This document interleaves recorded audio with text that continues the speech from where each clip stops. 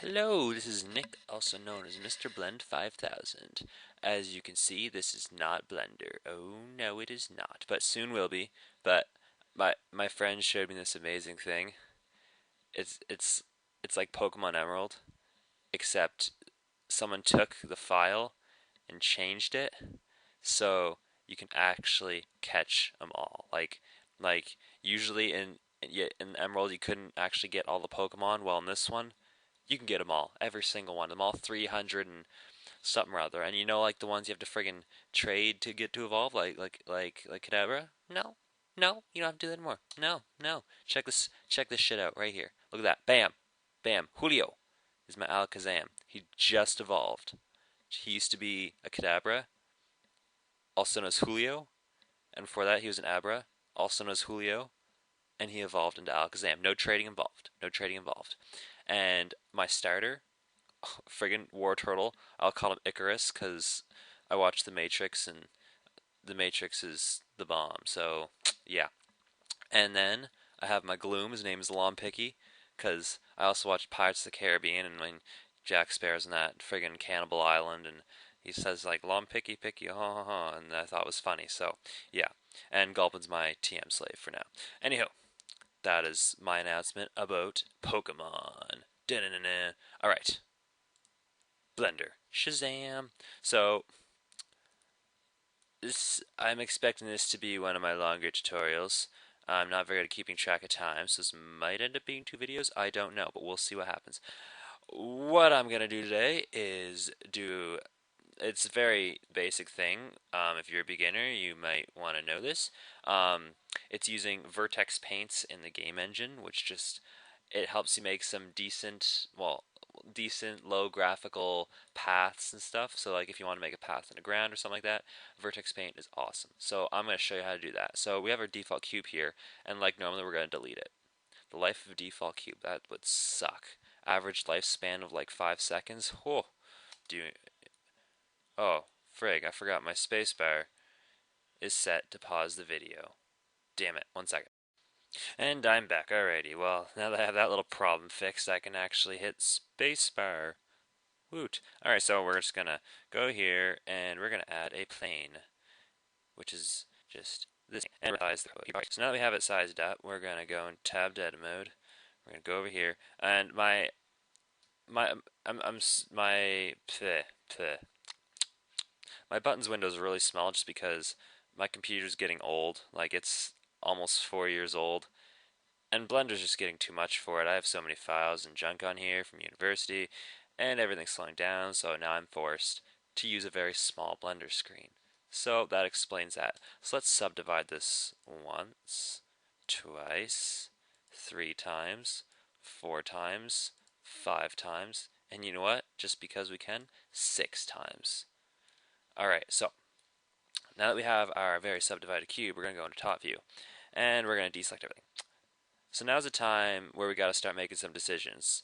Like, as Bob Ross would say, where do you want our little path to live? Where do you want him? I say anywhere, choose a place. So I say I want a little path, and he's just gonna go right through here, just like that, just like that, just a happy little path. I'm quoting Bob Ross. I just finished watching an episode. It's amazing. And if you're wondering how I did that, you just hit the B key twice. You get this thing up. You can use your mouse roller thingy to choose how big or small you want to select stuff. But yeah, so this is our this is going to be the basis of our path right here. Doesn't it look beautiful? I know it does. And then we're going to go over here and we're going to do proportional something or other. We're going to turn it on and we're going to want the default one or the first one, smooth fall off. And then we're going to go over here and we're going to use the G key and move it in the Z axis, and we're just going to want to bring it down a little. Just bring it down. You know, just give it some depth, a little bit of depth. Show where that path is. And then we're going to come out of edit mode, and we're going to have something that looks just like this. And let's go to the back of our top view. Now, another good reason for grabbing it and changing it in the Z-axis is so you can actually see where your path is when you're painting it. If Well, actually, no. You just have to do it. Okay. There. You just. There. I'm just being silly now. Just X out that last like 10 minutes of foolishness I just said. All right, so now what we're gonna do is we're gonna go right here and bam, vertex paint. And let's scale this up a bit just so we can see what's going. And as you can notice, we can't really see much of anything anymore. We can't really tell where our path is. And so in order to fix that, you see, everything's built on a grid. Um, if you can scale it just so you can only see the grid coming up, it helps a little. Not a whole lot, but like if you just kind of go at an angle, it really helps show you where everything is. So what we're gonna do is first we're gonna get our green value. So this is gonna be the grass area, and you're gonna want a darker green, and you're just gonna hit set VC. This is gonna change the whole thing to a green color because it's grass. And then we're gonna increase our red, decrease our green, then decrease our red again to get a brown color, and leave everything as is, and just start painting, because this is what Vertex paint is all about. The wonders of painting, the joys of painting with Bob Ross. Oh my god, I still can't get over that. I still can't. It's just too much for me right now. I'm so pumped. I have a calculus midterm on Monday, and I'm understanding it. I'm understanding the related rates and implicit differentiation. I'm so proud of myself. I'm so proud of myself. I am like it's unbelievable how proud I am of myself. And so you're just gonna, just just just keep on drawing in your little path, Let him go free. Let him fly. Let him grow his wings and fly away, because that's what paths have to do. That's just there's no ifs, ands, or buts. Just like that. Like look at that. Look at that. You have a little path. It's so beautiful.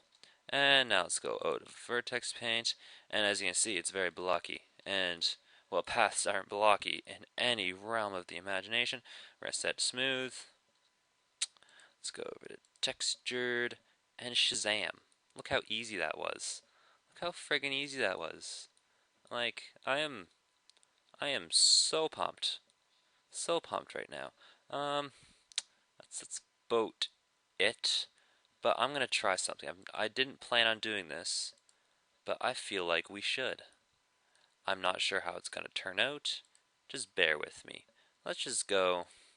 Let's just go into our sculpting editor, and let's just make a few little bumps here and there. Just rough the path up a bit. Just rough it up. Like remember when we made the rocks? If you haven't seen that, you should go watch it.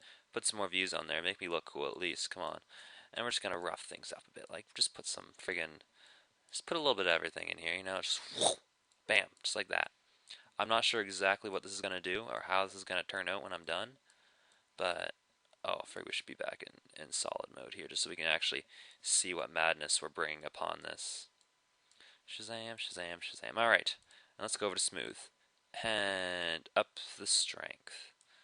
And zoom, and up the size. As I said, I had no plans on doing this, so we'll see what happens. Look at those little bumps coming up. Like this is some rugged terrain.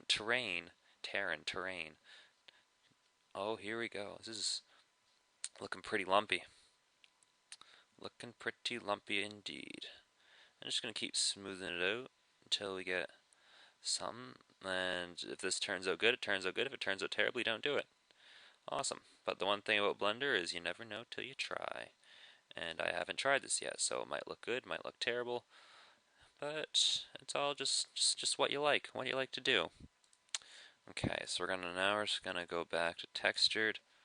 Well, it doesn't look too bad. You can't tell too much, but it does give something, I suppose. It was fun, so yeah. And then we can go back to object mode, hit P key, Shazam, path in the ground. Oh my god, I'm so pumped.